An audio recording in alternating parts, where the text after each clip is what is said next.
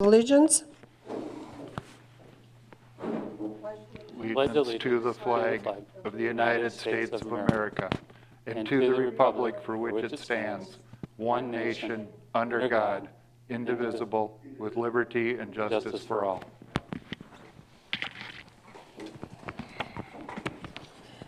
Okay, roll call.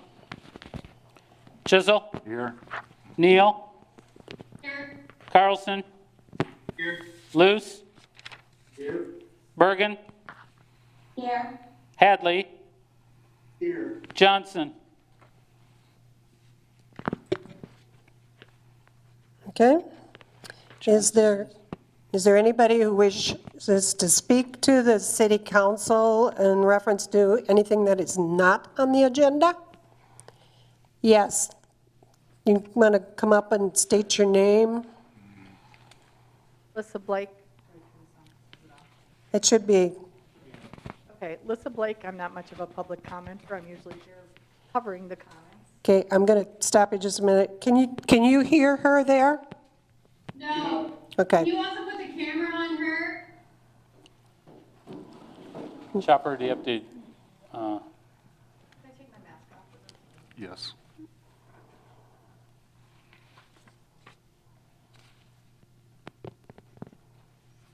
We'll have to leave the mask on.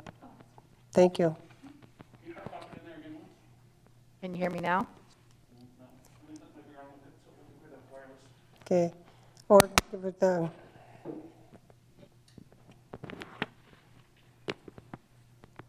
Can you hear me now? There. Okay. Yes. Hi, this is Lissa Blake, and as I said, I'm not usually a public commenter. I'm usually someone who reports on the comments, and I wasn't planning to do this evening, but about half an hour ago, I ran into a resident up in the Highland Drive area of Decorah, where many of you know I keep my horses up by the radio station, kind of. And I guess on Monday morning, it has been added to the Board of Supervisors agenda. They're going to talk about speed restrictions on that road. With the Locust Road closure, people have been using Highland Drive as a cut across to Quarry Hill Road, and there are all kinds of people, families with small children, strollers. They go to that park over by the Mossman addition, old ladies walking dogs, people like myself trying to lead a horse down the road, and it's gotten crazy and dangerous there. And so I don't know if something could be done, maybe with some sort of just a reduced speed limit. This neighbor I was talking to said that the gravel road speed limit in Iowa is 55 miles an hour unless otherwise posted. That seems like an insane speed for people to be going there, especially if they're going to be slowing down to go onto the pavement by Bruce Sockwitney's and Dr. Marquardt's house. So anyway, I just thought I'd mention that. I realized that the gravel road part of it is probably county and not in the city, but the Highland Drive part of it is the city's concern, and I'm just worried that someone's going to get hurt there because it's a little out of control. Okay. So, Lissa, you did say that the Board of Supervisors is taking this up on Monday? Yes, I believe they are. I Okay. believe it's on the agenda. We'll reach out to them and have. Okay. Thank you very much. Consent agenda. I wish to remove item D, the Pulpit Rock anniversary celebration, from the consent agenda, which would move that right past the consent agenda listing.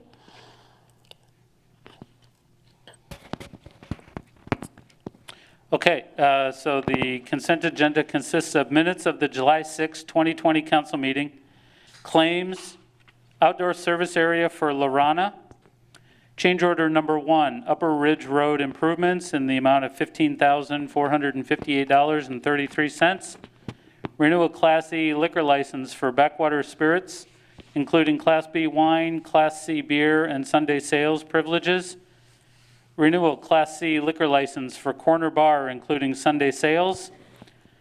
Consider C3 commercial design review, 418 West Water Street, Northeast Montessori School, install a prefabricated storage shed. Consider C3 commercial design review, 300 West Water Street, Zook Blue Heron Building, new front windows. And consider C3 commercial design review, 307 West Water Street, Your Place, for new and replacement signs.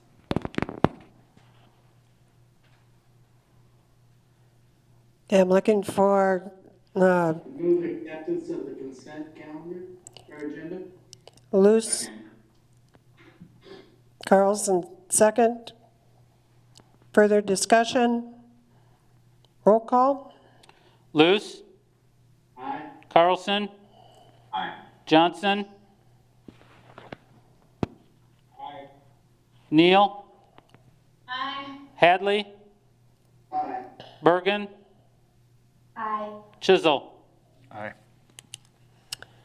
Okay. Special event application for Pulpit Rock Brewery Anniversary Celebration, Saturday, August 22nd, 2020, 10 a.m. to 11:30 p.m. Can I get some background on that, please, Chad? Pulpit Rock Brewery is planning to host their 5th anniversary block party on Saturday, August 22nd from 10 to 11:30, 10 a.m. to 11:30 p.m. They have submitted a special event application that's in the council's packet. Their proposed site area includes not only their property and their parking area and outdoor seating, but also closing a portion of Fifth Avenue and most of Carl Saland Park across the way from the brewery. They are planning a variety of activities culminating with fireworks that evening and contemplating extended outdoor service area for their liquor license into those spaces as well. Again, there's a packet item in your Dropbox, including a map. I think, Chopper, you might want to just maybe pull that map up. And I know Pete Espinoza is on the line, maybe to speak to the event or answer any questions that the mayor or the council may have. Might you give, that did go before the Park and Recreation Board, correct? Yeah, because the involvement of the park there, this matter did go before the park board last Thursday. The park board did express, I think unanimously, that they are not in favor of the event. I think primarily COVID related. That was their prevailing conversation, that just due to current COVID crisis and situations, they were not willing to support the event at this time. I believe what I'll do is have, I'm assuming Pete is on, is that correct? Chopper? Okay. I'll have you pass on your information and then pass it on to the city council for discussion. Okay, can somebody give me a thumbs up just to make sure you can hear me? Okay. I wanted to make sure that I gave you the accurate update. I was not successful in articulating clearly to the park board the reason for doing it. It's not so much a party, but we're trying to have a lot of people to do. We have different motivations. So when the pandemic first hit, we closed the tap room and we closed our brewery and we went to 100% drive-through service. Now we feel very fortunate that our beers are highly thought of and people are willing to drive forward. They're willing to drive here and pick up our beer. We're happy about that. My tap-room manager is a healthcare professional. His name is Scott Navy, and he is a nurse, and as well as a couple of my employees are nurses. And so what we've done is we've done everything we can to try to A, stay open, and B, be safe. You might realize we're probably one of the few retail establishments in town that have not opened up, and we don't plan to open up in the foreseeable future, our tap room or our event room. So we do, we've since opened up our patio, we've removed a lot of the seating. We've also gone to double staffing to where we have people that watch the tables to clean them when people get out, and we limit it to one entrance. And so we're trying to be very safe. Well, something interesting happened the last time we released a couple special beers. people bought the beers, and because we wouldn't let them stay on our site, they went around town and congregated with their friends and drank our beer. So we were happy they bought our beer. We weren't so happy that they went around town and congregated and drank our beer in the parks and wherever else. So, one of the things that we do is every Monday morning, the team gets together and we discuss how the previous weekend beer sales go. Did our customers behave? Did we keep people safe? My staff comes back and says whether they felt people, whether they have any new ideas and what they could do to keep people safe. We looked at the COVID numbers in the city and we look at Winnebago County's COVID numbers and we look at what the state has put out. We follow the governor's June 25th edicts on what to do. And so we do that every Monday. We sit down and we look at what's safe. So now we're looking forward, and there's two things that kind of stress us out. One, I can do something about, one I can't. The weekend before our anniversary, the other brewery in town has sold a couple thousand tickets to a release that they're going to have that weekend.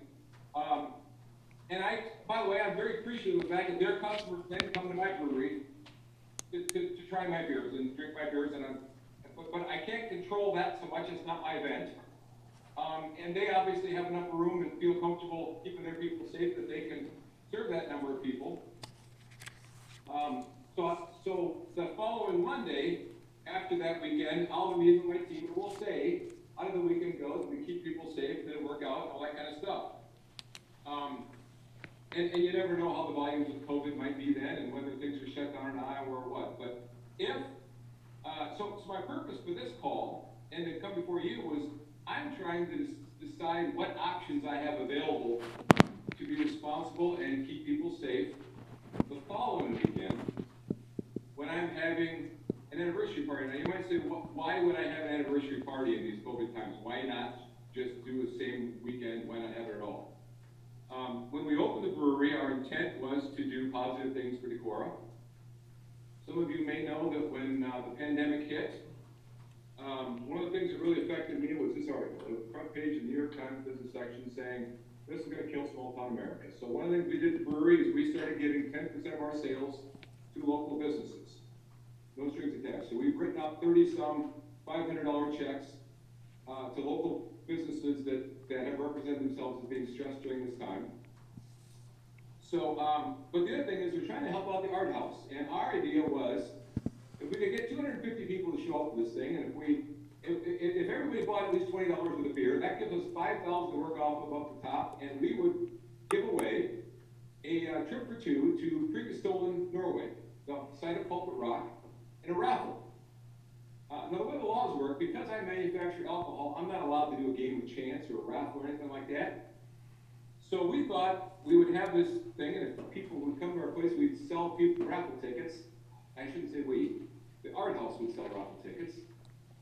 They'd have to do 100% of the advertising, 100% of the collection, 100% of the handling money, but we would pay for it. And we thought, gosh, they might be able to sell 10,000 for 12,000. I don't know how much they could sell, but this would be a big financial boom for them. I'm acutely aware of their financial situation because we bought a building for them. We've been on the board and we're trying to help them out. And so, because I could, financially, I could just decide to do drive-through and sell my beers that way, that weekend, and I'd create the same problem in Decorah. The people would come, they'd buy my beers, they'll just go wherever around town, congregate with their friends and whatever. So what I'm trying to do is understand what options Decorah would be willing to give me. If you don't want me to be in the street or the park, that's fine. By the way, I may choose the Monday before, when I sit with my team and we talk about the previous weekend and we talk about how to keep people safe. You know, my employees don't want to work in an unsafe environment. But we wanted to know would the city support us if we chose to do that. And if we chose to, we would probably do a combination of what the pool does. You know how the pool does the circles to keep people separate. We don't think those individual circles make as much sense as we would create like 8 different sections of the park where I would have an employee monitoring each one. So our objective would be to keep people safe. We would have people that would come, they could buy the beer, they could leave, that's fine, but if they wanted to stay, we would let them, one of the options would be, just stay on our property. But if enough people showed up and we wanted to keep people safe, we would allow them, with your permission, to drink in the street, and to drink in the park, so that we could follow the governor's law of social distancing. My employees wear 100% masks, we would continue to do that. But we would have an employee or one of our family member volunteers that would monitor each segment of the park to make sure people are social distancing and being safe. Now I realize, these are polarizing times. I have people that, on both sides of this, being a Luther regent, that parents that want Luther to make sure they open, and I have parents that don't want them to. And I understand within the brewery, there's people that are really upset that we weren't open for seating, and there's people that are wondering how we could possibly open.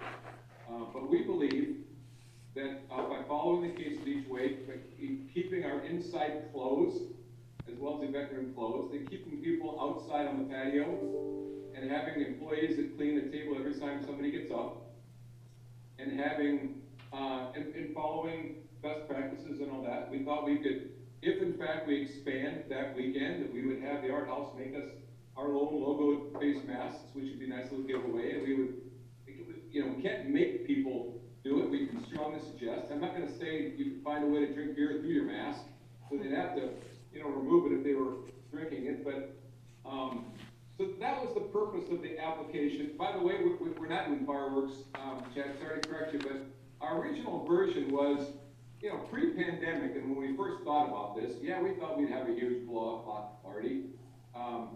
It doesn't seem prudent to do fireworks now, we're, not trying to do, get as many people there as we want. We do think we'd make it a family thing. The art house said they would love to do family activities on the basketball courts. So it's not just a beer drinking thing.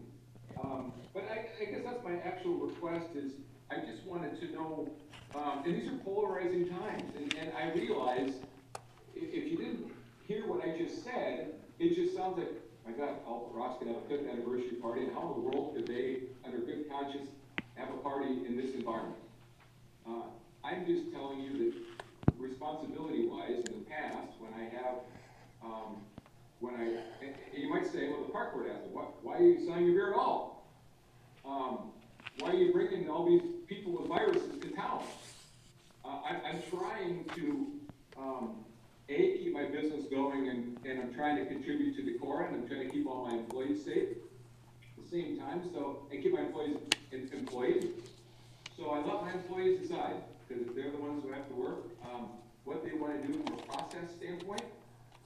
And the same with, when we meet to talk about this, we're wanting to know, at one time we were playing live music too, we won't be doing that either.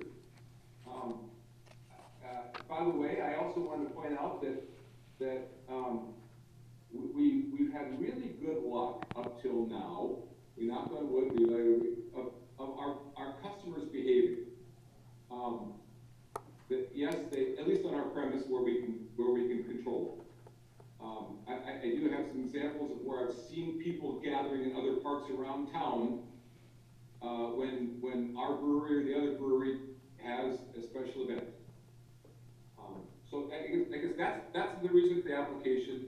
That's my question is I'd like to do the fundraiser for the art house. I'd like to have the option of having that additional space to socially distance people. I'm willing to control it myself to keep people safe. But if it just is the kind of thing where it's just too much to the city to allow alcohol in the park, or to close down the street for safety reasons or anything else, we're fine to continue to try to manage things on our property like we've done in the past. I couldn't help but notice the ridiculous days on Saturday, how it felt safer with these retailers having their stuff out in the street. And Water Street was closed as a way to, it felt safer as I was shopping and walking up and down than I was outside versus inside those places, which lends credence to the fact that we no longer allow people inside of our tap room. So anyway, that's the nature of the request. There was no way to put all that into a 1 or two-sentence thing without making it look like I'm trying to throw a wild party in these pandemic times. So, anyway, that's the, we're not trying to skirt Iowa law, we're not trying to skirt local law. I'm bringing it to you as just trying to be a good, local citizen and see what you'd like to advise me in terms of how you'd like me to manage this, that weekend, should we want to have that option. Hey, Pete, did you, I know there was some conversation. I Just- agree with what Mr. Espinoza has said. I think that we need to allow businesses to use outdoor facilities that they have at their disposal, wherever possible. And I think this makes for a safer event for everyone. And if there were downtown businesses that wanted to use their sidewalks or their parking spots in front of their businesses, I'm all for that too. I think that this is a reasonable request. The Park and Rec Board may have said no, but they also opened the swimming pool. And so I think that this is a rational thing to do. Hey, Pete, would you count, just a minute. I want to say a huge thank you, Pete. Take me One, for out. being here. Two, I think the conversation that you're opening is important, because I think what you're really asking is to help, to problem solve together, which I really appreciate. And I also think we can't say it enough, that we completely understand the value that you bring to Decorah, your willingness to work above and beyond for not only your businesses, but other businesses here, and so thank you for that. I'm very torn. It's very hard as a council member to say, we're gonna cancel Nordic Fest, we're gonna cancel the fair, but let's have a party. But what I hear you saying now is that what you're really trying to do is figure out how to safely run your business at a time when you know you're going to bring in more people. And that feels a little bit different. Some of my concerns actually involve things like the kids' activities. And so if I thought we were expanding your ability to serve beer and have people socially distance, in their circles or tables, that feels different than actually an event where we're encouraging people to bring their families down. Because then it seems like we're trying to pull more people together. And that's where I feel a little hypocritical as a council member saying, like, let's not pull people together, but let's do that. I don't know. I guess I'm struggling there, and I'm opening it up for discussion. Well, and Emily, if I could say, so appreciate your comments and problem solve together. So if you prefer, I don't do the family thing. What I was trying to do with the art house was, they had asked me, when I told them I'd like to do this fundraiser and see if I could help, they had asked me if they could have events and promote the art house and have kids doing things or whatever. But I'm happy to not. I just want to give them the chance to sell as many tickets as they can. And the other reason, the timing of this council meeting being the 20th of July, this would give them, if a month to sell tickets, which that's the purpose of this, how many as they could. And but I'm not overtly trying to do something to boost the numbers. So I'm happy to not allow the art house their request to come and show people all the kids' activities that they've gotten and display them there and have people participate. That isn't really kind of germane to my request. Just a question for you, Pete. I know on some of, From a problem-solving standpoint, this meeting didn't work. I'd be happy to. okay, I do have a question. Happy to problem solve together. You at one point had talked, you've had some things where you've fenced in areas. Are you planning on doing a fence as well with this? Yeah, so that's one way that we differ from Nordic Fest or the fair, is that you can't just randomly come into the place. It's controlled. So, and I'm not saying I'm doing this because I'm necessarily trying to be a great guy. That's actually a law. It's state law that there has to be an enclosed service area when you're serving alcohol. So when the RAGBRAI came through a few years ago, the city council gave permission for the brewery to serve in our entire parking lot. we had to go put that orange temporary fencing around our whole lot, the bright orange so you can see it. And we had to control access points so people couldn't just wander in, from any direction. We would do the same thing here, if in fact, by the way, if the numbers spike, the last thing we're doing is my employees are not gonna wanna be exposed if things are looking bad. But if we chose this option, what we would do, we'd have to legally put this orange fencing around the entire service area, and we'd have to control who goes in and who goes out. So just like today, you're only allowed into my service area on my patio on the side of the building there with one access point. We had to close off the other one and said no entry, here. We would probably have 2 entry points, and they'd have to be 100% monitored so that people can't just meander in from over the dike or cross the bridge and come in that way. We would set up a pair of access points, and we would have employees that would be staffing that in order to control access. And that's what makes it different from Nordic Fest and the Winnebago County Fair. Well, first of all, those are multi-county or multi-day experiences. Mine is a same-day thing, but also it's a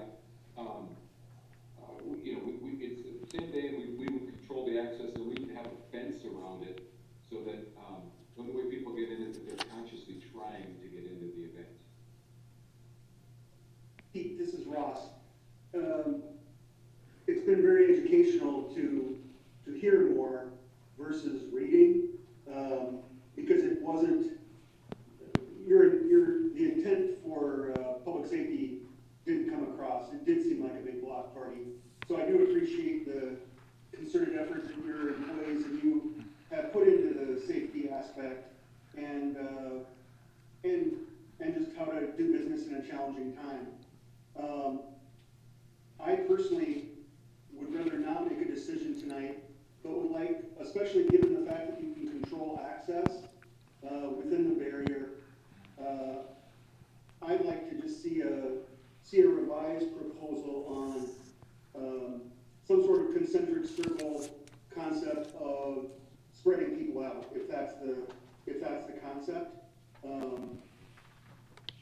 I would feel better about that we would have something on record and we could talk about that. I have a question. You're gonna keep your tap rooms closed, right? So you're trying to essentially have an all outdoor tap room for this event. Just like we do now. What would you have capacity, and it kind of goes along with what Ross is saying, in the basketball courts to put tables, right? So I mean, we had talked about like, what does it look like to close streets so businesses can have people downtown, and we were like, this was an earlier meeting, and we felt like we really just want to make it so that people know that this is like, I'm going here to eat, or I'm going here to have a drink, and it's not a mingling affair, right? The mingling is where we become more at risk for COVID, and we see these rises in bars and restaurants. I think when it's a mingling affair, but if you know that like, I'm gonna go sit at this picnic table with my friends and drink beer, you're less likely to get up and move places and mingle. Even the park, even the pool, there's a certain amount of people are going to swim and then they're coming back to their circle. Yeah. And I'm wondering what kinds of things we can set up that give the impression of hang out with the buddies that you come with, but not a mingling event. And on that point, and the other thing I wanted to mention, because I'll answer your question, and maybe from something else, and if I don't speak it right away, I forget things. So the whole point around taking responsibility I was trying to make earlier, because we saw signs of that when we did our drive-through and people just bought our beers and drove off, that they went other places and weren't so social responsible. And so rather than just kind of taking our problem and making it somewhere else's, we thought we could try to address it. So now we could do that. We could take our area, and we could decide to just take the basketball courts and spread tables out. If you come to our patio, you'll see we took about half our table, actually a little more than half our tables out to space things out properly. It would actually, make it easier from a staffing standpoint. We'd have less space to have to monitor and watch.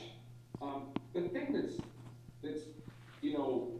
kind of, I just admit, that it's hard for me to predict is how many people come. I continue to be amazed, and I'm just happy as can be, but amazed how many people show up to buy our beer from all over Iowa. And when we announced that we have limits, in other words, all you can buy is a certain number of cans, the line increases exponentially because people feel like they can get everybody can get some. Last Friday we announced no limits, but what that created was people lined up early in the morning, and that isn't healthy. So we had a long line of people early Friday morning. So while I'm radically appreciative that my brewers make good enough beer to have that situation happen, it creates a situation where, yes, I'm able to sell my beer, but to be as safe for my employees as possible and as socially responsible as a business in Decorah, it becomes more challenging. So we've played with that no limit versus what the limit is, and someone's always unhappy whatever we do. Somebody comes from Des Moines, sleeps in the parking lot, they're going to buy $3,000 and they buy a third of our beer, and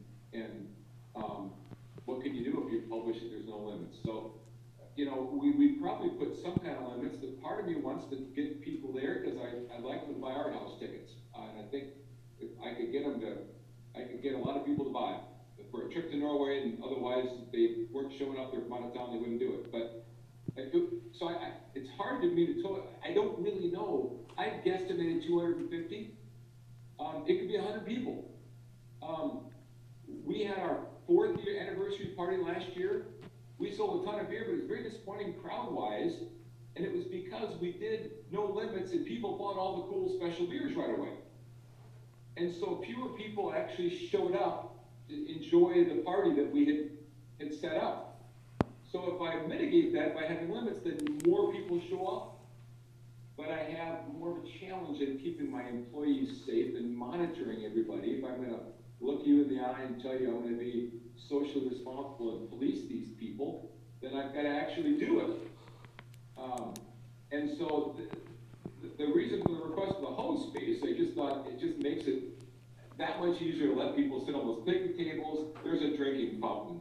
There's shade underneath, in the shelter building thing there. There's just all this shade from the trees, and so it just felt like I can just spread everybody out, like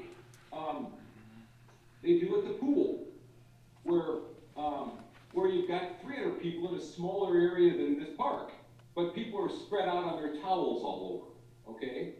Now, 2 weekends ago, I had a family in town, so we made a little tour of the different parks and stuff, and it was eye-opening to me. As a Decorah person, I'm as anxious as everybody else. All the out-of-county cars, out-of-state cars, and how packed the parks are, and no one's social distancing, no one's wearing masks. I hate to break the news to you, but people are drinking alcohol in our parks too. That's a stressful thing for me. I've got kids with special needs and health issues, and I got my 97-year-old mother was in town with me over the weekend. I'm trying to be as safe as anybody else, as are my employees. I mean, everybody's got people in their lives they're trying to keep healthy and safe as well themselves. So I can't even tell you exactly until we get to that Monday before what it is I might want to do, because if the cases start spiking, we'll change our approach. What I was hoping is you'd give me the parameters by which you just say, Pete, your request out of bounds, we're not going to let you do it, or Pete, you can use the basketball court only, or Pete, half the park, or Pete, if you showed me how you're going to section this off in 8 different quadrants and how you're going to police that, we'll consider that, or whatever, I like your term, and we've problem solved together, whatever made it work. And And if you wanted to be like the park board, just say, we're not supporting alcohol in our parks in any eventuality, nor will we support any gathering of people.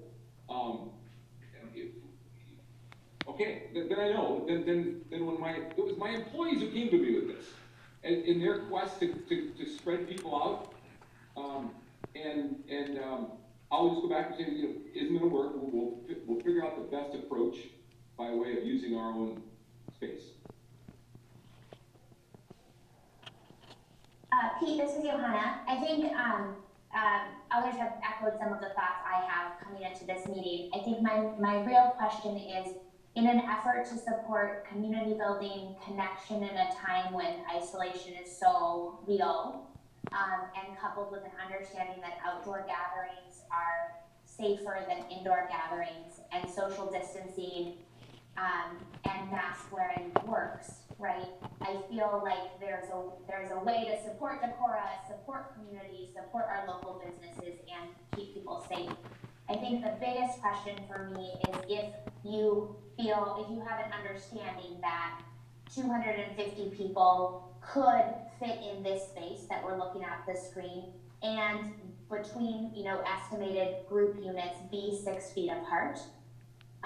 And if you have that understanding, would you be comfortable having some sort of maximum capacity? That there needs to be some counting of people in and out so we are able to maintain that type of distancing? And maybe that math hasn't been done yet, but I think that's my biggest curiosity. Well, so if I had the turnout last year when I tried to get a lot of people, we never had 200, we didn't come close to 250. I'm just trying to, you know, be optimistic that, and one of the things we're planning to do, you know, being open 5 years, we were going to do the best of the last 5 years. So what was the public's favorite 5-year beers over our 5 years, which to make it kind of fun, in which case that may, you know, draw us a certain number of people. But as we problem solve this together, if you said to me, Pete, we need to have you maintain a group, you know, size of, I mean, I don't know what numbers you published at the pool, but when I was there Friday with my daughter and my niece, there were more than 250 people at the pool, I think, and that's a tinier space in this park. So I was, if I wouldn't have gone to the pool Friday, I'd have scored it. If I wouldn't have been at Phelps on the 4th of July, Phelps Park, I would have said to you, 250 in that space, probably the most we could do, but your current pool and your current park situation is more than that.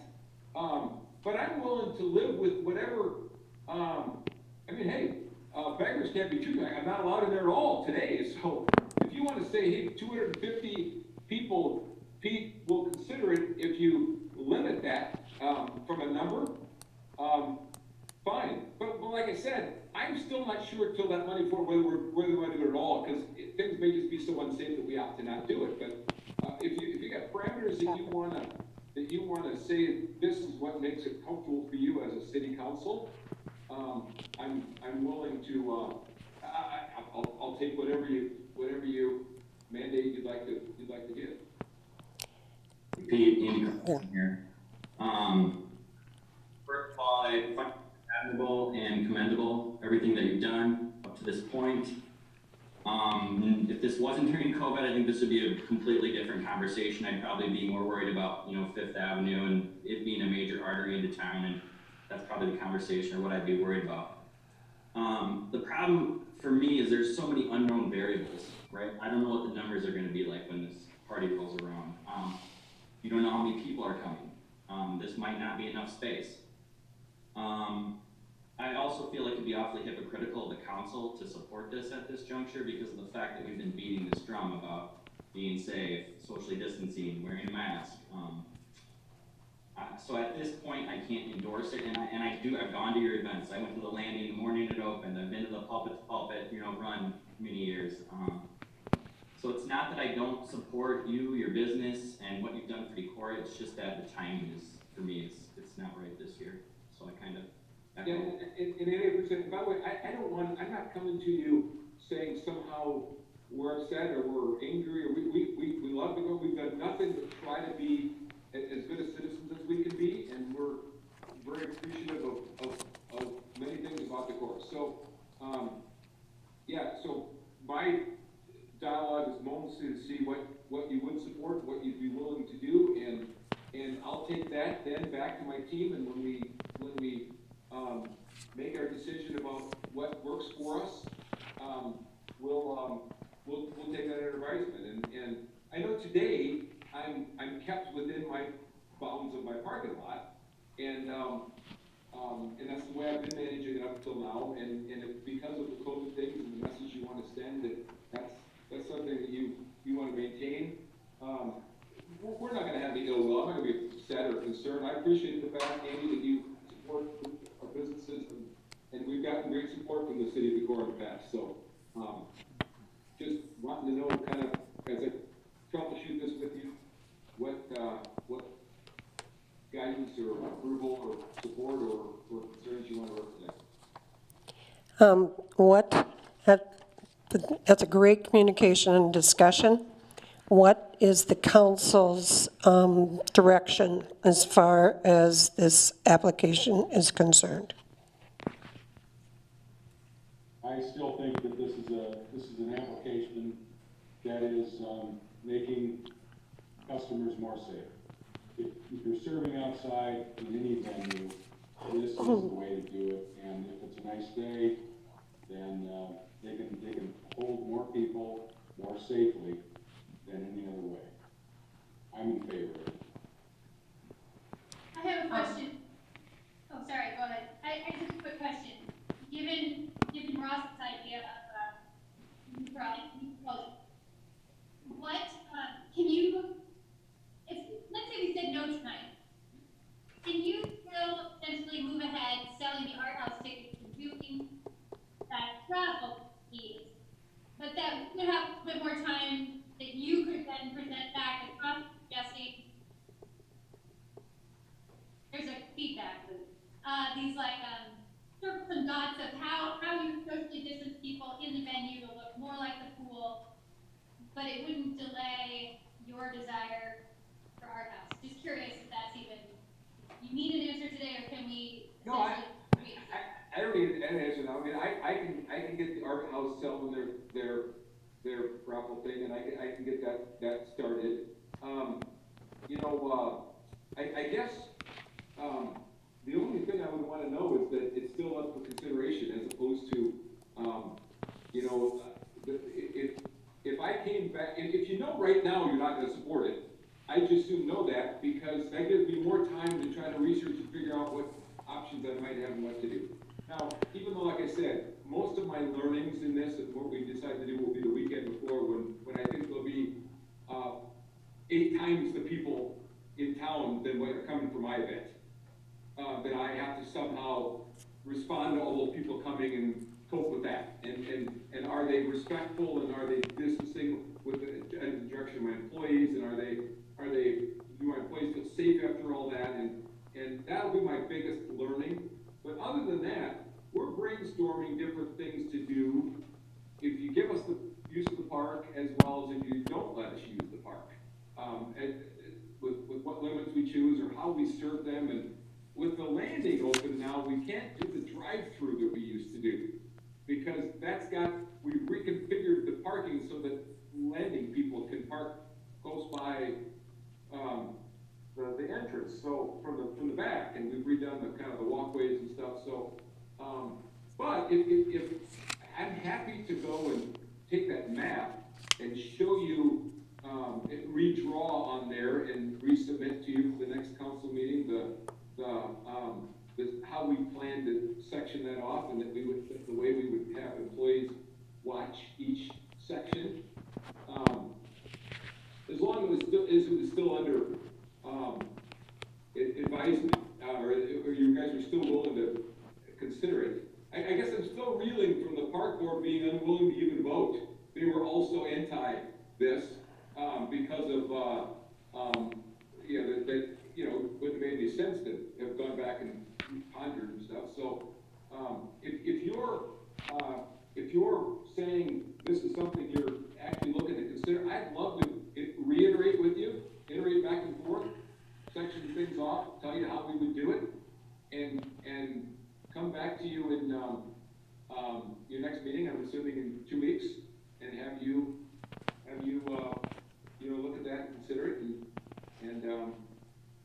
And This is, go ahead.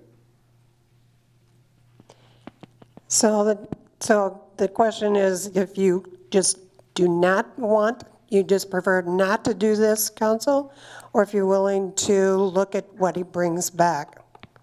Is there a motion? No, there hasn't been any this is motion. Johanna, and I would echo and support what Kirk has suggested. I'm sorry, y'all, Chopper, we cannot hear a thing if you're not muted. Okay, thank you. I am interested in finding ways to convene in community safely within a COVID environment that I don't believe is going away anytime soon, and would be quite willing to work with Pete or to see a plan with a little bit more detail, sort of to your point, Ross, in a couple of weeks, to demonstrate what we could do to set up a community space with markers for social distancing. I think it connects well with past decisions we've made, which has included sending direction to our business community that we would be supportive of individual requests where a business entity is responsible for the outdoor space to convene. And we have previously approved several event applications, all each time asking the event organizers and the business organizers to keep the evolving COVID context in mind, which I have always felt like you might need to cancel this event even though we've approved an event application. And I think that's worked well for us so far. I echo that. I think I just reiterate. Thanks. For me, even though I would love children's activities, obviously, if it goes along with the business that's attached, to me it feels like we're not throwing a party, but we're trying to find a way for you to convene your business, in a way that is COVID sensitive. That feels better to me. But I want to see a new plan for sure, and certainly an open dialogue about it. So is it a consensus that he could come back again in another 2 weeks with a plan and converse at some point with any or one of you? I'm personally thinking, this is Steve, I think it would be much fairer to the enterprise for us to say, this doesn't make sense at this point, come up with the best plan you can, not utilizing the park. Even having masks, you take out the mask when you're drinking a beer, so there's no masking going to be happening. So why do we want to put Decorah in a situation of bringing people in to possibly do spreading of something that's pandemic, and then we're trying to fight against, and we're trying to put up a resolution to say, we want everyone to wear a mask when they're in public, but then give permission for this event to happen, mask won't be worn, or limited mask worn. So I would think it's fair if we actually say, set your plans as you need to without utilizing the park. In that case, I'm looking, One of the actually in that, I'm totally inclined, I'm the biggest proponent of masks indoors and understand. I think one of the problems is that people are gonna come no matter what. And I think it's fair to say, so how do we control how they're interacting? And actually, that's terrible, don't quote me on that, Paul Scott, please.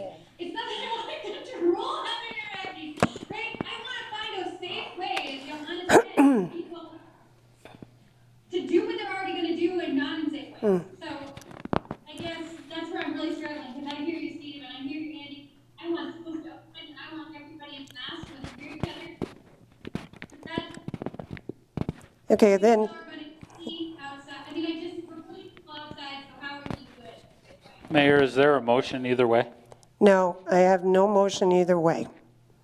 So I'm going to call for some kind of a motion or action so that we can determine one way or the other which way you want to go. I would call to deny the permit. Second. So we have a motion by Luce and a second by Carlson to deny the application. So this is Johanna, just like a little bit more discussion there. Of course, we'll happy to vote on that motion.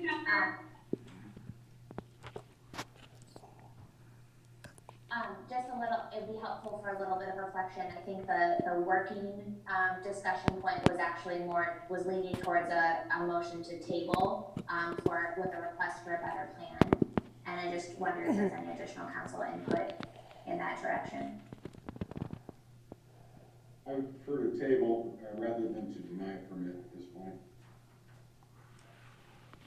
I understand your sentiment, Kurt, but Pete's saying himself the Monday before he may cancel. So why do we want to hang on to something that may get canceled anyway?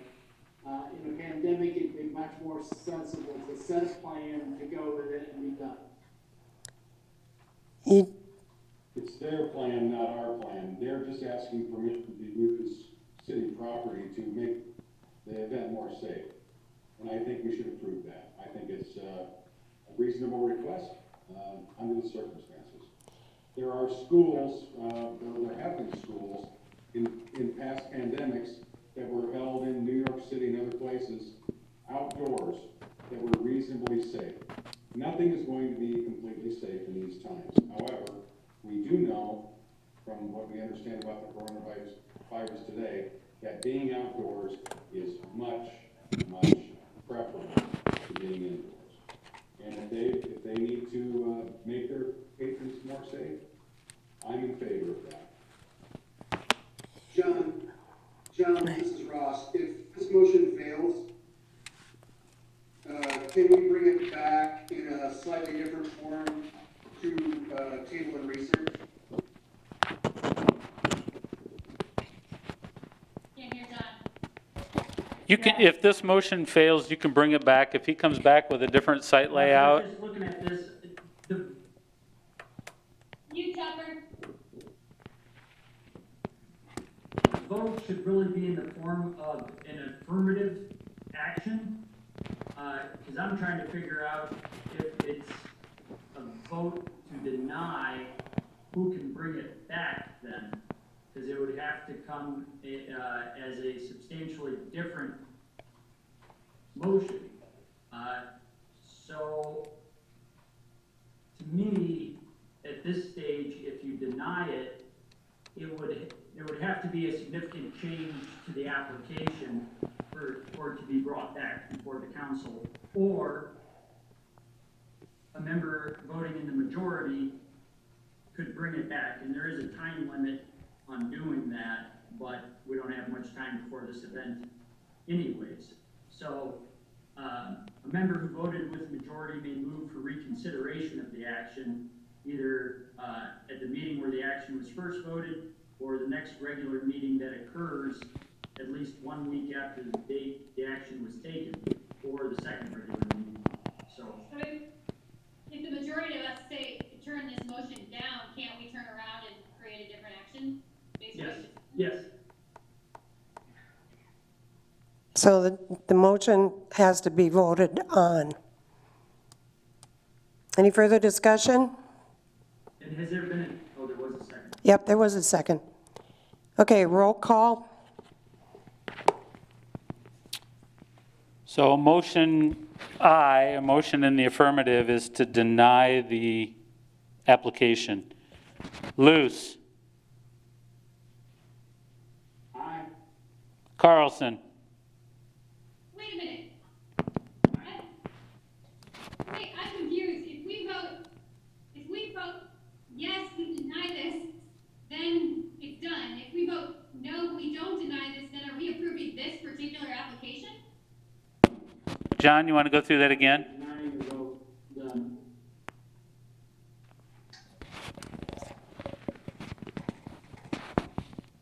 John, you want to restate that for him? Is he here? If you go down the motion, it's not denied, but it's not accepted.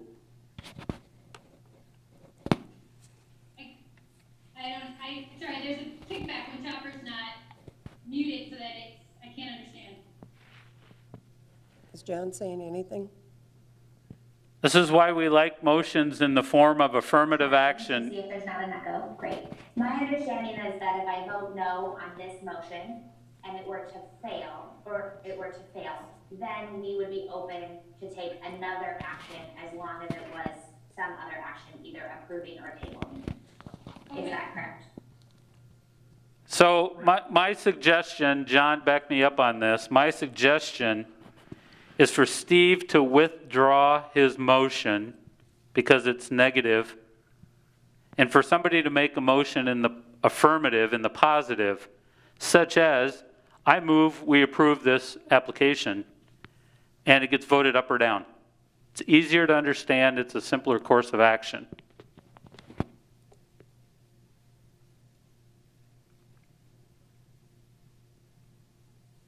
Can I say I move we table this for more research? We've We're in the already, middle of a vote. You can. I don't think anyone understands. I don't know how to vote. I'm not lying. So my recommendation, It's negative. my recommendation is for the person who made the motion to rescind their motion, so it's off the table. And then somebody make affirmative motion on the application. That affirmative motion could be, I move to table this application.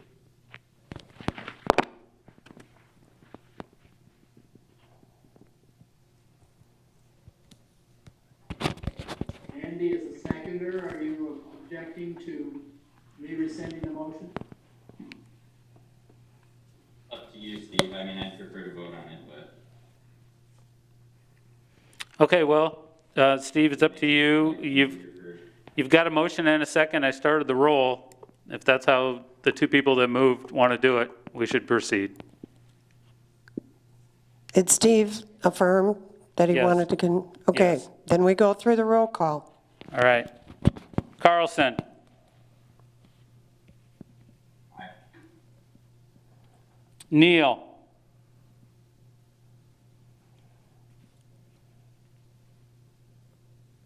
No, right? I want to do research. Chisel. aye. Bergen. No. Hadley. No. Johnson. No.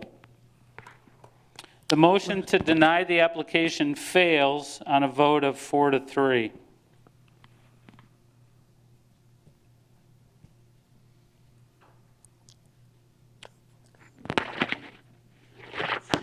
So now, because we were majority, we can bring another motion, correct? The motion failed, so it's not that the application failed, we voted on the motion, so we can move forward with another motion.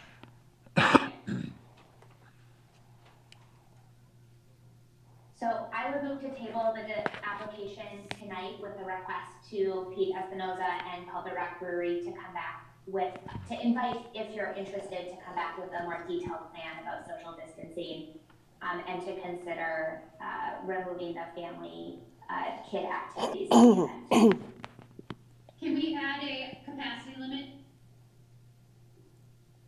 Space capacity, and well, I would leave that up to the research that's done based on the pool and other events, but if 1,000 people show up, that makes, it would be good if there was like no one capacity, like only 200, I would like a capacity limit. Okay, then that would be, Addressed if we're talking 1,000 people. okay, but wouldn't that be, you're just going to be voting on tabling it and more information. Yes. And so what you need to do is table it and then let them know what kind of information you want.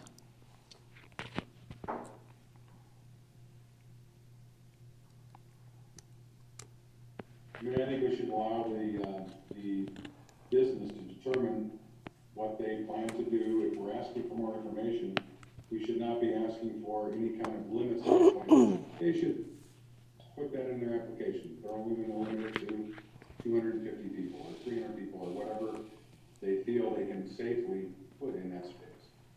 We can't micromanage every business. We just need to allow them to operate as safely as they wish to.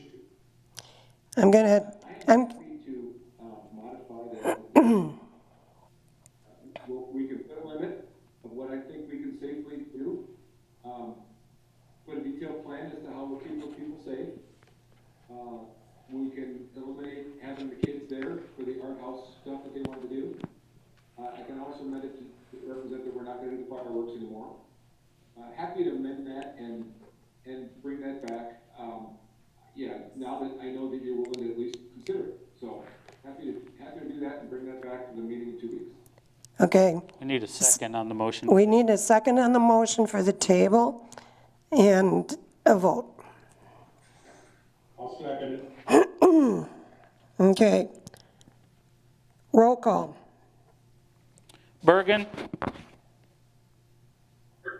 Aye. Johnson, Aye. Carlson, Aye. Luce.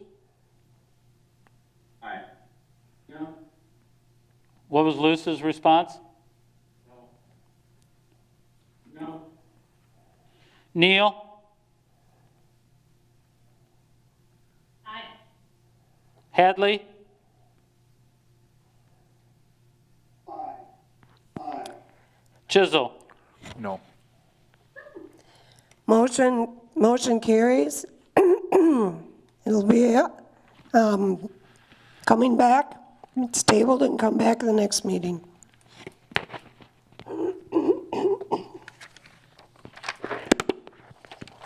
Okay. Thanks very much. I'm going to drop. Thank you. Thank you very much. Public hearing on request for rezoning of, Lauren, yes? Lauren, I'm sorry, for the sake of everyone who is trying to listen to this meeting, Yes. the echo is horrendous. And so I think we need to ask everyone that's in the room there to indicate somehow to whoever's by the laptop when they're going to speak and to give us a moment. It's just horrible. Chopper, is the TV too loud? That's what I had that last time. It's probably we have people that aren't muted. Johanna, is it too loud when I speak, or is it too loud and echoey when somebody on Zoom speaks? When someone on Zoom speaks and you are not unmuted, or you are not muted. Right. Okay. All right, thank you. There are 2 computers in that room that are doing feedback. Right there. All right. And going on to public hearing on request for rezoning of property, Tom and Barbara Mossman, 1513 Laurel Drive, parcel from A-1 Agricultural District to R1 Single Family Residential District. Chad, you want to give the information on that? So this is the required public hearing for amendments to the zoning code. This parcel, this property was recently annexed to the city at the request of the landowner, Tom and Barbara Mossman. As part of their annexation application, they acknowledge rezoning the property from A1 Ag to R1 Single Family. It is for the parcel noted in the background notes and supplied in the packet for the lot 2 of 1, which is their homestead parcel. I will open the public hearing. Is there anyone who wishes to speak to this? I see none in the council chambers. Is there anybody on Zoom?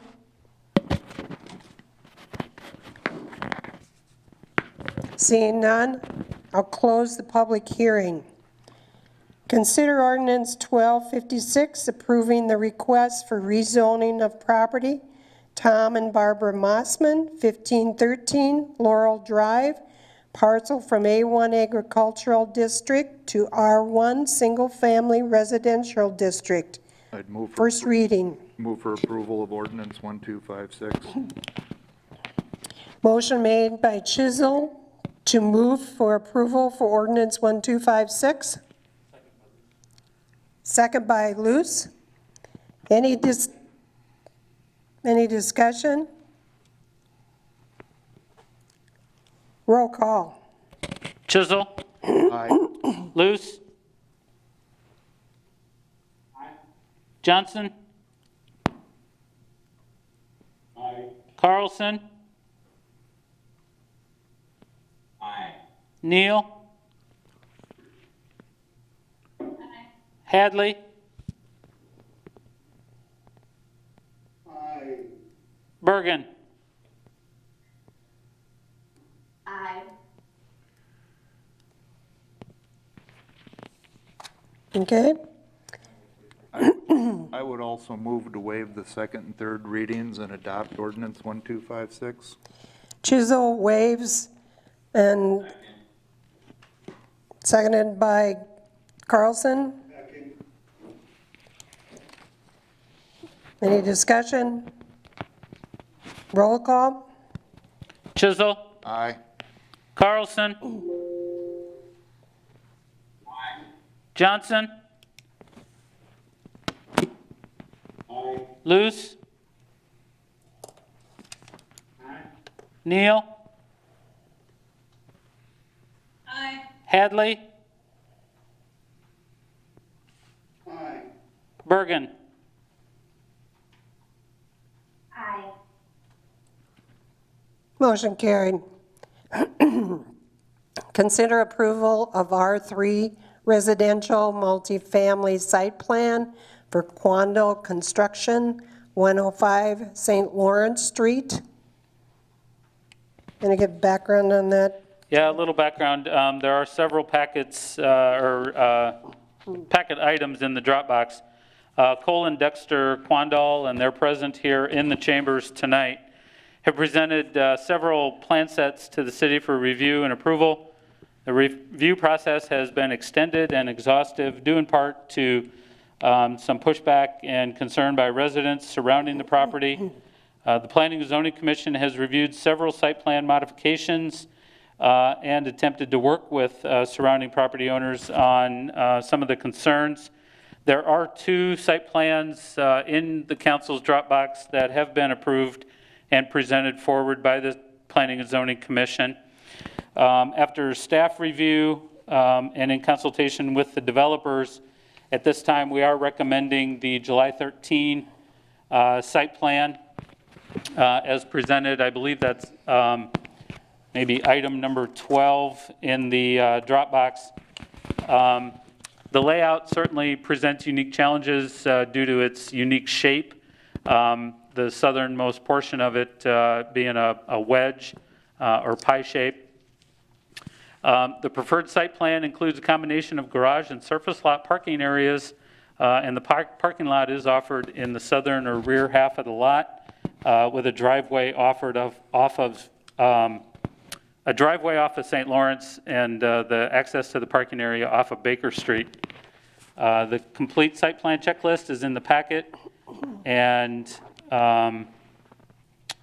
again, after extensive review, staff recommends that July 13 site plan. There is a site plan checklist in the packet as well that goes through a review and analysis of utilities. I would note that the site has existing utilities as it's an older site with a single-family residence. I believe the residence today is a rental unit. And that the developers plan to use existing utilities where available and necessary. The site also has very little, if any, grading or redevelopment of the site, and so would present it for you at this time. Again, the developers are here if council has any questions of staff or the developers. I also know, I believe that Carl Knudsen is also on the call. He did send out in your Dropbox, there is a note on that. If you wish to ask him any questions or have him comment, let me know.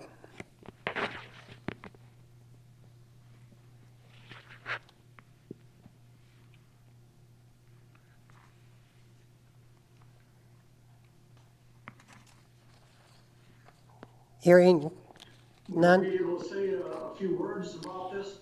I will allow you to say 3 minutes. I know that we've had several meetings, and also they have also had your note, but yes, please go ahead and use the time.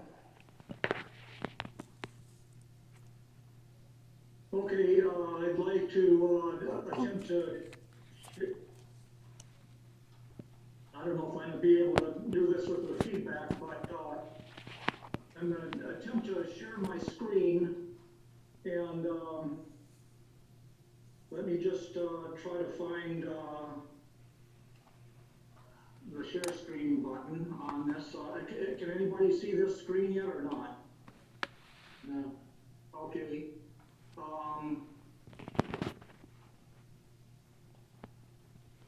Okay, there's the share screen. I can't share while the other participant is sharing. Can the other share screen person stop sharing theirs? Okay.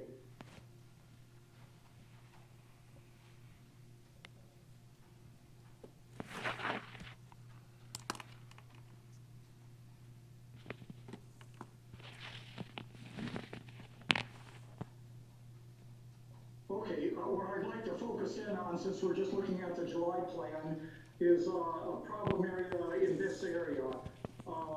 And that is that what we have here is we have 2 parking spaces up in this area, if you can see that.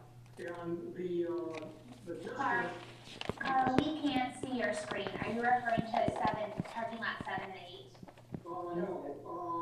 Let me try the share screen feature again here just a minute. We can share it from here if it's easier.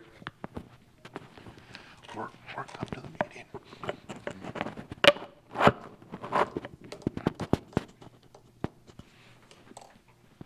Can you see that now? Yes, that's working. That's the wrong one. The problem area that I'm wanting to highlight here, we have a couple of parking spaces up in this area, and they need to be 20 feet That's okay. long. Nope, sorry.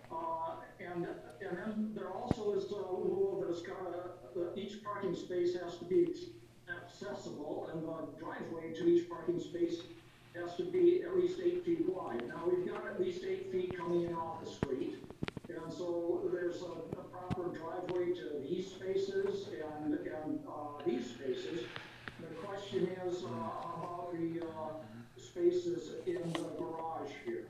And because we have a 20-foot space here, we measure the distance between this rounded curve and the edge of the space. It's only 8 feet. So the impact of that is that this space right here is not only blocking this space, which is a problem all by itself, but planning and zoning figured, well, if they both were assigned to the same person, that somebody could move their car still get in and out. But they're also blocking this space because of the narrow gap here. It's clearly less than 10 feet. We don't have, I emailed to the engineer asking him to measure that. We don't have that. We don't have this marked as a driveway into here. It's just as if it was all parking lot. I'm just saying that we've got a definite problem with a too narrow access to this space up here. So even if these two are assigned the same person, it's too narrow here. That's a violation that needs to be addressed before the site plan can be furthered. I should also mention that procedurally, I don't think that we've received enough detail on all of these things, including this. I don't see architectural plans in the Dropbox or a survey showing the measurements. I'm assuming that the south garage spaces are meant to be accessed from this side, because if they're to be accessed from the north, then you'd have parking in the front street, which is another violation. You're not supposed to have parking in the front, required parking in the front yard, and this is the front yard. Even though it's a driveway, it's required parking in the front yard to be prohibited. There could be parking there that's allowed. So somebody pulled up, they wouldn't be parking, but it can't be required parking required by the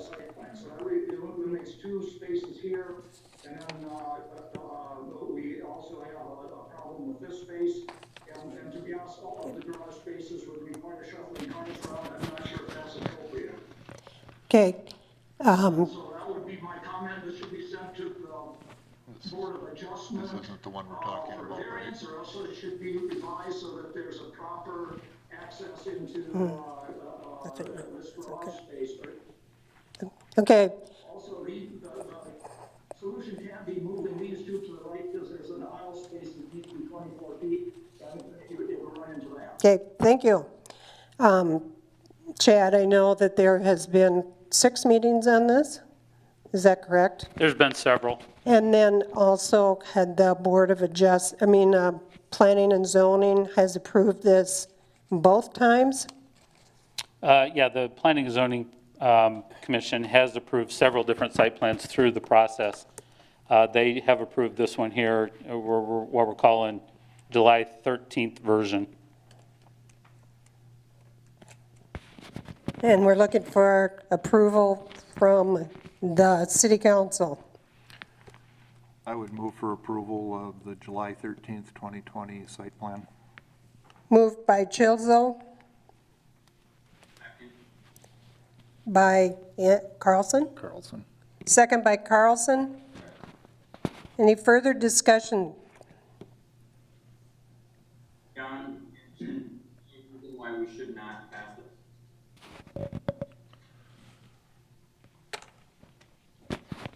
I've looked at some of the concerns that Carl brought up, not some of them that he specifically brought up today. I looked at some of the ones previously, and many of these comes down to the interpretation of the city code, and some of these are open to interpretation. And I've talked to Chad about this, and if it's open to interpretation, the next question I have is, what have we consistently done in the past to make sure that we are being consistent with the way we apply the code? And we've talked about how we've done that. Part of the challenge is, frankly, we haven't had in the city of Decorah for, 30 years, a similar type of project. So there's not that many of these in recent history that are similar, but we can look at other dwellings and buildings and how we've applied the code there. And if Carl's clients don't like the way the city applies the city code, the facts, they can appeal it to the Board of Adjustment if they so choose. Thank you. Any further questions? This is Johanna, and picking up on a comment that John made, has been a significant number of decades since we've seen a build like this in Decorah, and I feel called to support it, particularly after spending the last couple of years discussing housing needs in Decorah and looking at the housing studies that have been done in this community. I would note clearly that we've learned through this process that there may need to be clarification and consideration at council about how our code allows and even promotes continued build like this. So I'd be interested in that remaining in our memories and in our future work. I agree, and I would say that, I've been to many of the meetings around this property, and I respect the needs of neighbors and really do understand the importance of code. It becomes very clear that it is about interpretation, and I feel confident with a planning and zoning commission that has passed various proposals for this site. John's advice, our city engineer has looked at this, urban engineering has looked at this, and I guess I feel like all the counsel we've gotten has suggested that this works, and I'm willing to go with it. So, and I do appreciate as well, I think the July 13th plan comes actually as a result of a meeting that the developers had with residents to address their concerns. And so in doing a new plan to address resident concerns, I feel that they've done their due diligence. Has the new plan been approved by the Board of Adjustment? It did not go to the Board of Adjustment, didn't need to.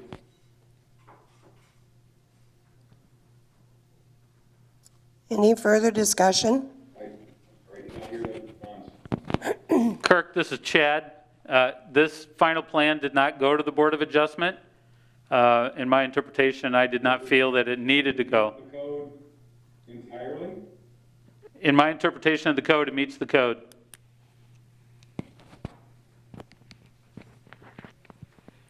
Any further discussion?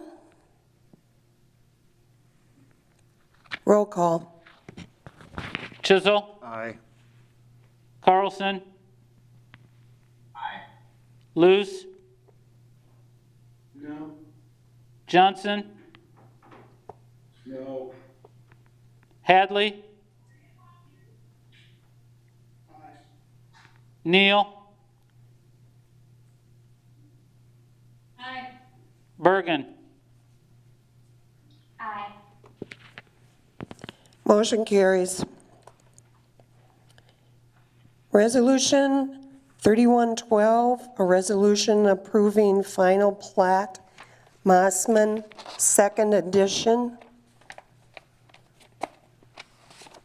Hey, can you give us some background on that, Chad? Yep.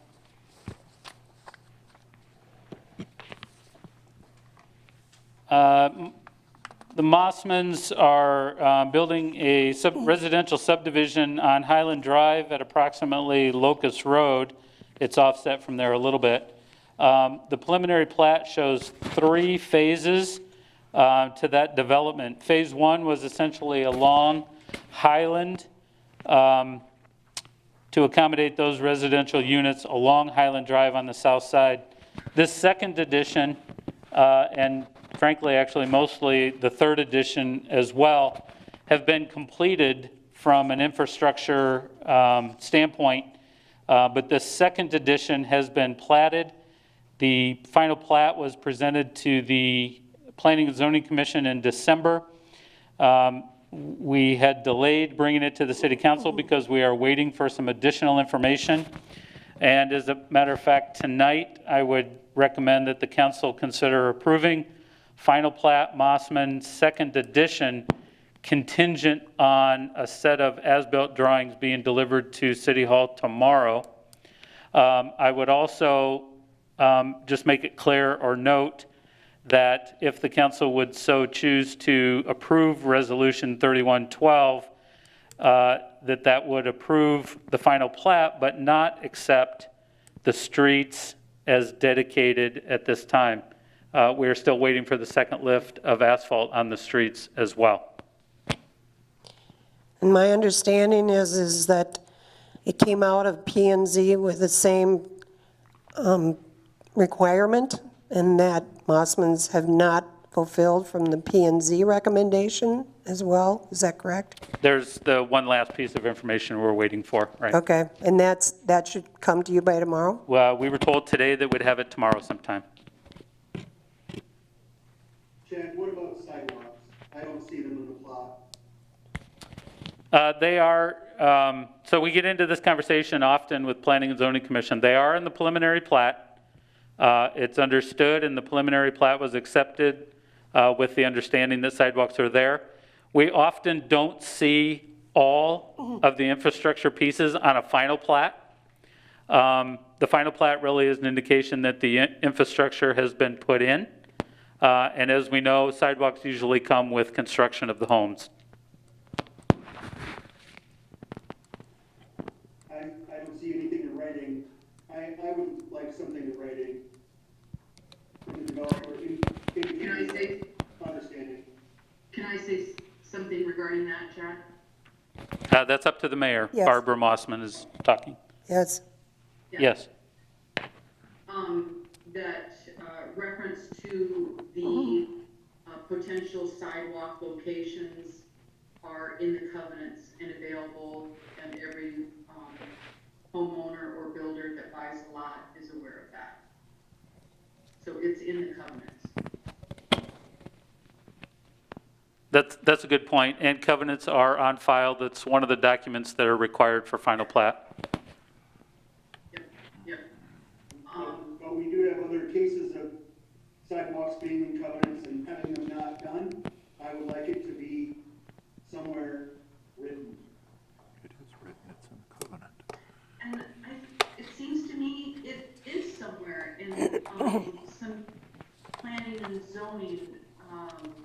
Well, Chad, you'd have to look for it.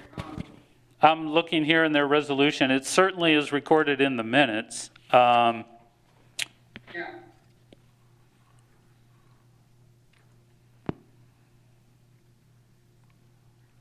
And then the other thing regarding, the most critical piece of information that was needed in order for this to pass was, a financial obligation guarantee from Mossman Construction and Solar that they would put the second, application of the asphalt on, and that has been provided by Viking Bank. Could we just not accept the plat until the second layer of asphalt and sidewalks are in, Chad? You could if you'd like. Usually what happens is, not accepting the final plat, the developer is not able to sell lots. And so you will cause them to delay any further work until that is completed, and in the meantime, they are not able to sell lots. Okay, I guess it's different city versus county, because I know that, where I lived in Woodland Acres prior to moving to Decorah, that the street just hadn't been accepted into the county. It was a private drive until that point. And obviously lots were sold and construction happened, so I don't know what the difference would have been. No, Ross, that's the condition that Ross, that's the condition I'm presenting here. You're approving the final plat, but not accepting the streets.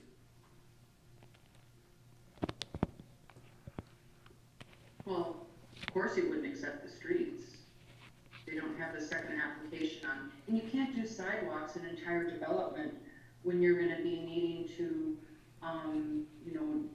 drive over that infrastructure and building a home. You have skid steers and cement trucks to get in there and pour basements and, do driveways. I mean, you'd ruin the sidewalks. I just question why they're not drawn in, so that people who look at the lots don't we don't have a question that, oh, you said that there were sidewalks, but now there are utilities in my way, and I'm not gonna put my sidewalk in. Well, I wanna see it in the drawings, so that everybody that buys a lot, I know you have covenants, but I want people to know that this is where we expect the sidewalk to be. And I don't know why engineering firms aren't putting these sidewalks into the plan because they're drafting everything else, right? We have a sidewalk spec, we have a sidewalk policy, we have a sidewalk ordinance. When P&Z reviews this, they need to make sure that our drawings reflect sidewalks. And Ross, they do, Ross. Again, the final plat is a recorded document that basically indicates the lots, and that the lots exist, and that the lots conform to the developer's proposed preliminary plat.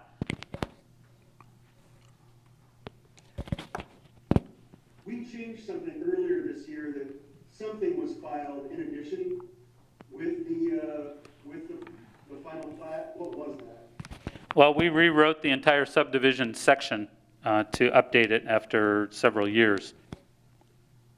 Right, but there was something to do with the final plat that just to make sure that more information was also filed with the final plat. Do you know what that was? Off the top of my head, no. I'd have to go back and look at that new subdivision ordinance.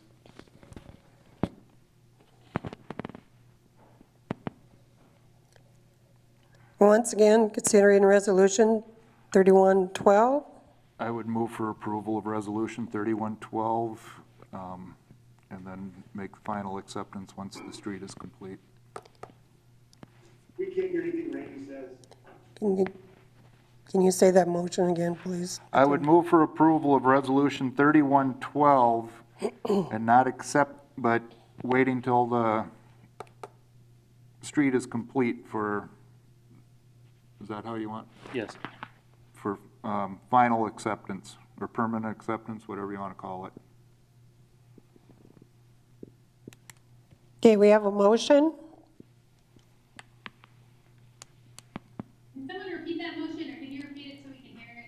Chad, can you state the motion, please? Yeah, the motion was to accept the final plat, not including or not accepting the streets until they are completed.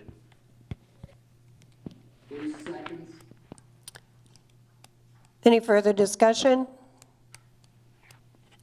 This is Johanna. Can the minutes reflect the discussion we had about sidewalks and our understanding of their included in the preliminary plats and not in the final plats, please?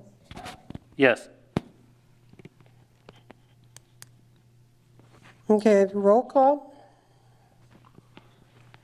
Chisel, Aye. Luce, Aye. Carlson, Johnson, Aye. Hadley, Aye. Neal, Bergen. Aye. Motion carried. Ordinance 1255, approving Alliant Energy franchise agreement, second reading. I'd move for approval of the second reading. Second. Motion made by Chisel, second by Carlson. Any discussion? Hearing none, roll call? Chisel, Aye. Carlson, Neal, Bergen, Aye. Hadley, Aye. Johnson, Aye. Luce. No?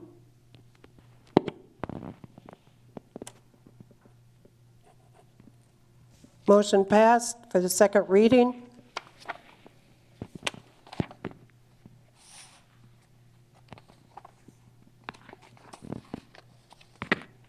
Moving on. Consider approval to proceed with Locust Road Improvement Project Joint Utility Trench. Mayor, a little background from staff. I had asked that you consider putting this item on the agenda. We held a utility meeting with all known utilities in the area and just talked through possible scenarios. I believe it's the council's intent to proceed with the utility trench, the joint utility trench, but I wanted to engage in a little bit of conversation and seek final approval to do that work. Some of the issues and concerns, if Alliant does not relocate and go into utility trench, there was concern that the other utilities may not as well, and so that was kind of part of our conversation Friday a week ago. Some of them did indicate that, yeah, they may not if Alliant doesn't move because they are on Alliant's poles. Others indicated that maybe it depends. Certainly, the city would consider going into the utility trench either for our own empty conduit or for Metronet services. Through the conversation, a couple of the other utilities, communication utilities, indicated that, well, they might consider it at least for a telecommunications aspect. So it's kind of a what if, I guess, one way or the other. So I just wanted some council direction and input on proceeding with Alliant, proceeding without Alliant and telecommunications, or just abandoning the trench altogether. I gave some options there in the background notes of different ways to look at it. So time is getting short. If we do not want to disrupt the Locust Road construction schedule, I think it's prudent that we get some direction and kind of figure out which way we're going with the trench so that we don't delay any further.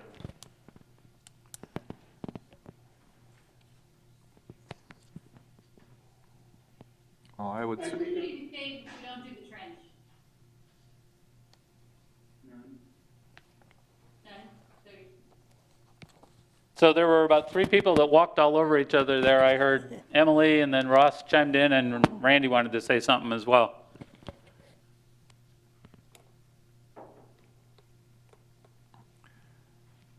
this would be the time or the opportunity we have to trench this stuff in, as long as we got the whole thing tore up. Yes, it's $400,000 right now, but as we move forward, just the repair, maintenance, and stability for the growth area out there would be immeasurable. So I would approve going ahead with the trench and encouraging the utilities to utilize it. How does that thought process extend to Alliant? And I would also add that the $418,000 is a bid item, so that is already in the bid. And I would also remind the council that if you did not proceed with the joint utility trench, we would need to negotiate a removal of that item from the project, most likely at some type of contractor's premium.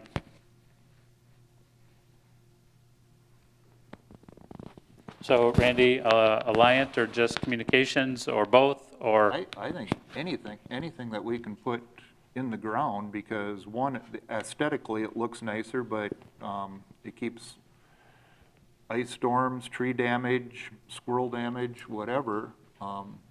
It's a more secure system if it's in the ground. So I think we encourage both Alliant and any of the telecommunications to utilize the trenching that we're putting in. So we have a motion. Second.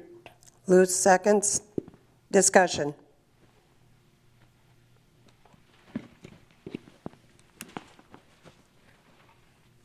You gonna fight about it with me, Ross? Go ahead, Steve. I think our expectation is that Alliant will be in that trench as well as the other joint utilities. This is Johanna, and I agree with Randy that this is the opportunity to trench, and my prior votes on financing for this project were made with the anticipation that we would be moving forward, trenching all utilities. I would note, for the sake of clarity, that the numbers that are provided in our background notes are two different types of estimates. One, the $418,000 is an engineer bid that we have, and then $949,000 estimate from Alliant has come with less backup information. I think it could have been presented differently, but still supportive of moving forward.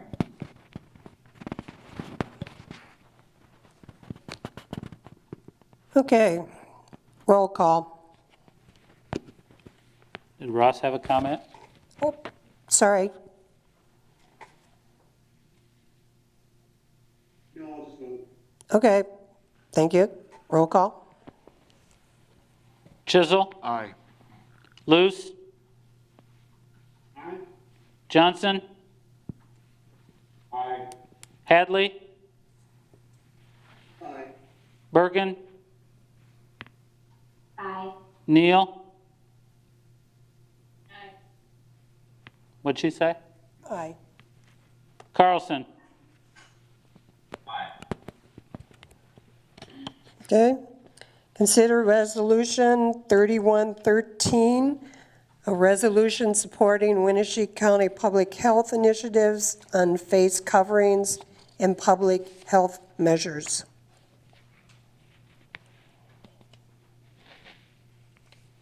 I would move for approval of Resolution 3113, supporting the Winnebago County Public Health on whatever they decide with face coverings and public health measures.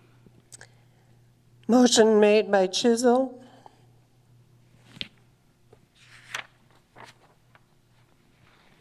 Second. second by Luce. Discussion.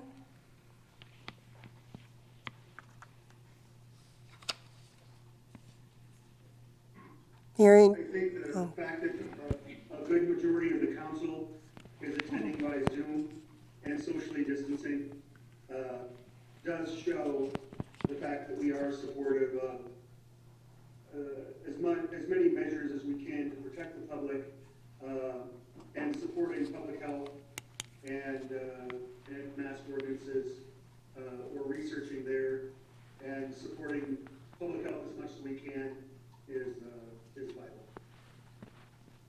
Thank you. And I do want to, I think, oh, go ahead, whoever was talking. No, I just thanked him. I mean, I think the reason we have this resolution on there, right, is that we met with the understanding that we want to promote and encourage face coverings whenever and however we can. As cases rise in Iowa, I think that it behooves us as government entities to create structures that help people make the right choice, which is wearing masks indoors, and trying to work with our public health to do that, I think is really important. And also with our community members. But I feel like we could continue to pass as many resolutions as we can. People just need to wear masks, and we need to get masks on people however we can. I think this also supports the school system's desire to keep people safe, so that when our schools do open, we have the situation better in hand, rather than flaring up. Yeah, Steve, I would echo that. I think that our school leadership sent out a very impassioned plea to the public at the end of last week, and I feel called to support increasing the health and safety of all of our community members with the goal of opening schools this fall. And I think we had a lengthy discussion in committee last week about this resolution, and I think we're here because we can take these actions. I definitely would be interested in continuing to take further actions. This is a resolution in support of our local public health and the board of supervisors, and moving forward, should that legal authority be made to them for a mask requirement. Also, indicating our interest to put some time and energy around a local mask campaign here in Decorah, led by the city leaders, and also a request to our governor to issue a statewide mask requirement, keeping all of our communities safe and moving away from a patchwork approach that doesn't truly protect the health of all Iowans. Those are all good things, of which I'm glad we can come to agreement of. None of them require individuals to wear masks inside public spaces, which is what we know is to be the action that keeps us healthy. Thank you. And I believe you're the head of betterment, are you not? Johanna? Yes. Would you be willing to call for a betterment meeting to further discuss and possibly look at other ways that we can expand upon that?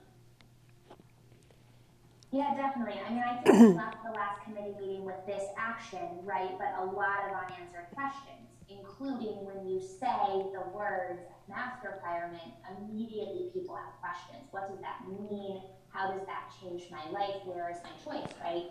And I think each of us was holding a different level of expectation of what that would look like in reality.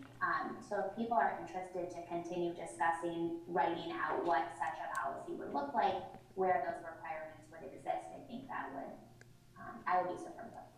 And I believe that since numbers have also gone up, Commerce has changed their tune. Governor's proclamation last Friday, I think a lot has changed since that time as well. So I think we should probably meet and discuss that further. We had a discussion of, we're having a work session on Monday, July 27th, which would be an opportune time to discuss this as well. Wondered if betterment can't meet before that, so that at that work session we were talking about actually what we're going to. So we have some drafting language to talk about on the work session.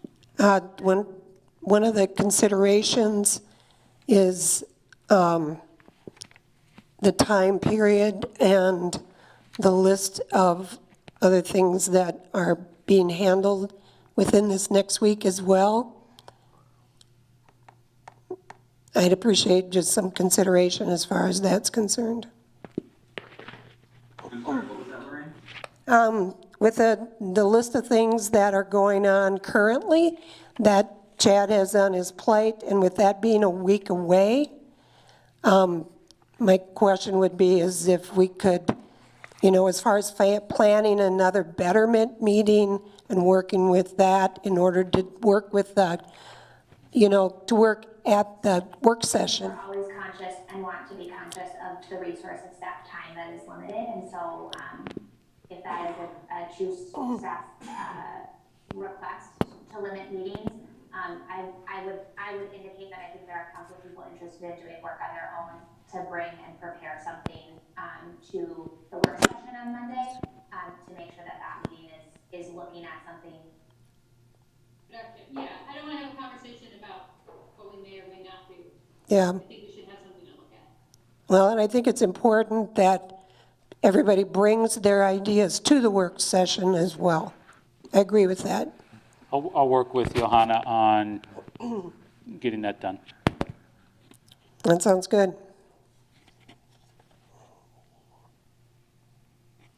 Okay, roll call? Chisel? Aye. Luce? Johnson?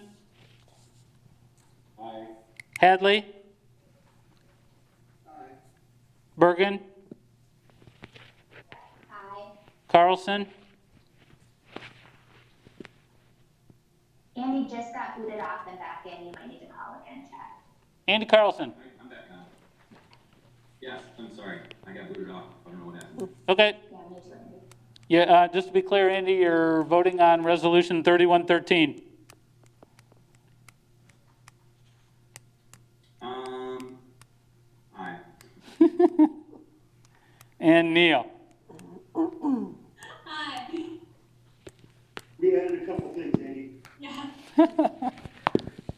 You're now in charge of that committee. we signed you up for a lot of work. Okay, motion passed. Consider board and commission appointments. Consider mayor's appointment of council liaison to Sustainability Commission, Emily Neal. Do we do this individually? Yes, individually. Okay, individually. I appreciated the amount of work that Emily had done during the sustainability survey study and felt that she was appropriate for being the liaison to that committee. Liz would move Neil to be appointed to the Sustainability Commission. Second, this is Bergen. Any further discussion? Roll call? Luce? Bergen? Aye. Chisel? Aye. Aye. Neil? Do I abstain? I don't know. That seems weird to vote on my own appointment. Well, just say aye. Aye. Hadley? Or oppose yourself. Aye. Carlson? Aye. Johnson?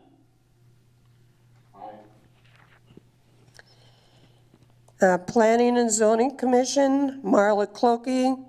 We advertised this for a couple months.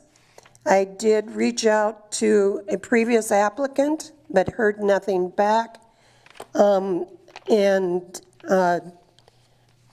did put in her application. By all consideration, since we had a female going off, having a female coming on would be appropriate. And I'm seeking, I'd move for approval of Marla Clokey to the P&Z. motion made by Chisel, Second. Lorraine, this is Johanna with a question. Can you confirm if Marla's being asked to complete Lou's term, or is it the beginning of a new 5-year term? It would be to complete a term. Sorry, what was that, Chad? Sorry, it would be to complete a term. Okay, great. Thank you. I think it's just important to note that, thank you to Marla for being interested in that position, and it seems prudent to already be reminding the community that we would be interested in more applicants. terms ending in 2021 already. Any other discussion? Roll call. Chisel, Aye. Carlson, Aye. Luce, Johnson, Aye. Neal, Aye. Hadley, Aye. Bergen. Aye. Communications Utility Board, Paul Scott. I'd move for approval of Paul Scott to the Communications Utility Board. Second. Motion made by Chisel, second by Carlson. Discussion? Johnson. Seconded by Johnson? Okay, I got Carlson first. okay. Any discussion? You got 3 votes, Paul. Roll call? Chisel, Aye. Carlson, Aye. Johnson, Aye. Luce, Aye. Neal, Aye. Hadley, Aye. Bergen. Aye. We have 2 seats on the Human Rights Commission, which may, once again, may come up at the next city council meeting. We have 1 seat left on the Communications Utility Board, and we have 1. I approached Larry Stevenson, since we had not had any names. I had sought a couple people, but I appreciate the fact that he has a history with the commission to assist the 2 commission members, and he agreed to stay on until hopefully there would be somebody else. Can you give the process for the commission, please, Chad? For civil service? Yes. Or for what? For civil service? For the civil service. Well, as far as Larry Stevens' appointment, so we announced today, and it'll be published in the paper, that appointment has to be published for 30 days. 30 days takes us approximately to August 23rd, which will be beyond the last city council meeting in August. So it will be necessary to meet in a special session to appoint Larry prior to further action by the commission. And so we'll bring that information at a later date. Thank you. City manager, department head, council reports. So just a couple of things from my desk. I am meeting regarding Resolution 3113 on the COVID response and the community action planning. I am meeting with the Board of Health later this week to continue that conversation as directed by the committee last week. I also want to note that the Sustainability Commission is meeting for the very first time tomorrow night at 5 o'clock. That is a public and posted meeting. And the new Quick Star is hosting their grand opening on Thursday, the 23rd. And that's all I have.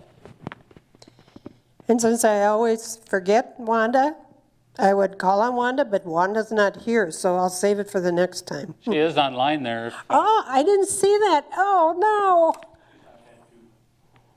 Wanda, do you have anything? I do not.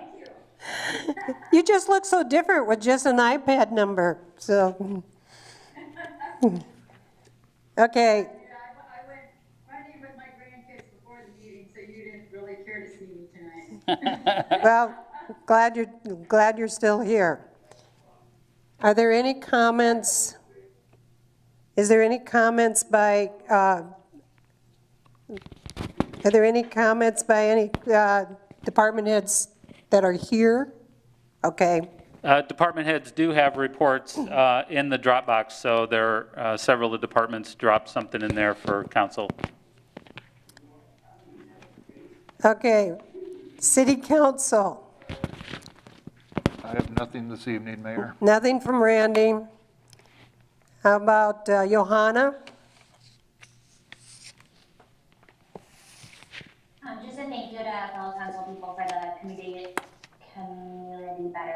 commit meeting we had last week and continued discussion on mask wearing, including role modeling in the community.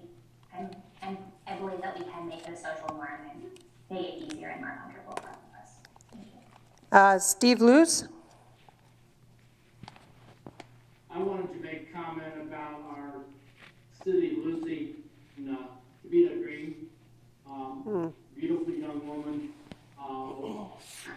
lighting went out way too early. Thank you.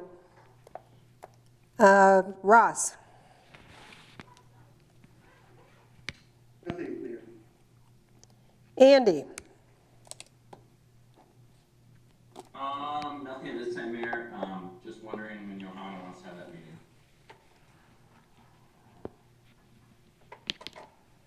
Okay. Chad and I are going to talk, Andy. We'll make sure you're there. Fair enough. Emily?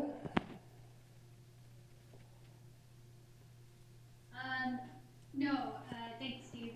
I think Tibito's a friend of mine, but I know that, in these times, I think there's a lot of loss going on, right, for a lot of people. And, we've lost several, actually, Decorah residents, several Winnebago County residents. And, you know, my greatest fear is that number's gonna go up for many different reasons. And so I think it behooves us all to be kind with one another, to be patient with one another, to think creatively, how we interact safely in these times.